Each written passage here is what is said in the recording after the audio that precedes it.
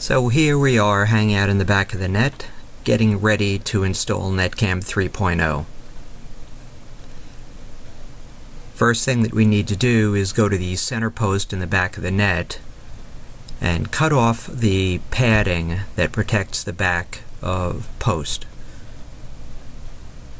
You can use an X-Acto blade, pretty much any kind of blade will cut that off. And in doing so, you have to be careful not to cut any TV wires that are against that pole, and as well, you definitely don't want to cut the white exterior padding.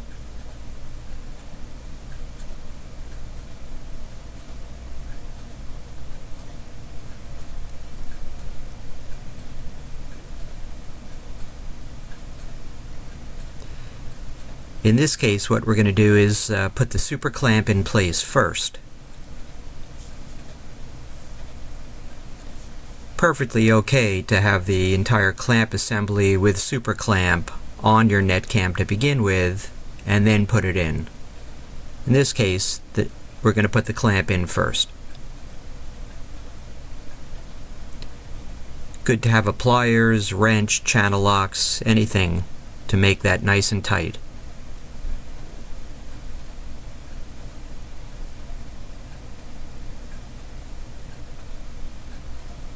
Then we try to clean up the padding a little bit, and we can clean it up after the whole installation is done using some of the clear hockey tape. Sometimes we'll use white towels and wrap that around some of the clamps and then tape things up so it's nice and neat and protected.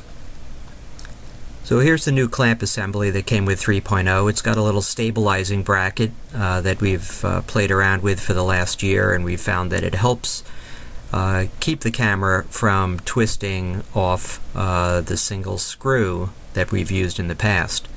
So here you've got two screws. Look at the instructions on HockeyNetcam.com and make sure the larger screw is going into the right place. Smaller screw going directly into the ball head clamp. Those instructions are on the site.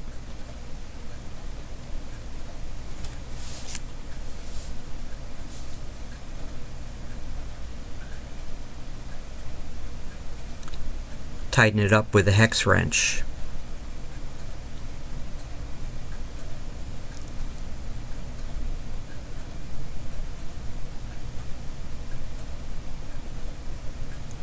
Notice that there are multiple holes, 3 on the back, 2 on the bottom, to give you more mounting options. Depending on what kind of net you're mounting in, or what other hardware is inside the net, or where you want your camera to be, you can use any combination of the holes that are on the Netcam body. And make sure you pay special attention to the fact that the back of that ball head, the mounting piece has a flat section on it.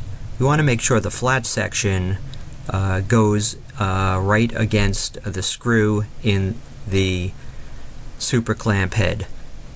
That will give you a firm grip. We'll use a little level to make sure we're looking good, and then we'll grab our camera. In this case, the remote, I've already taped the remote to the side of the camera. It's the way I like to do it. Others have other preferred methods, but I tape it right on. Make sure you use the enclosed foam core board or anything similar to protect the inside of the Netcam from scratching when you're moving the camera inside and outside. Once that's scratched, you're out of luck.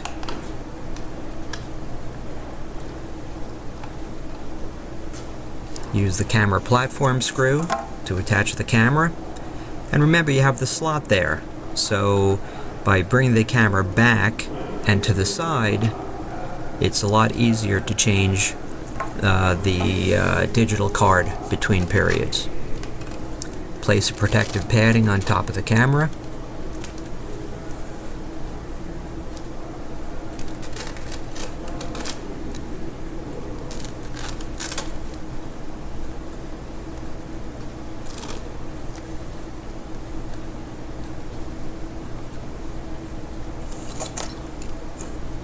And test the remote. Make sure everything is set up the way you need it to be set up. It's firing. and you're good to go.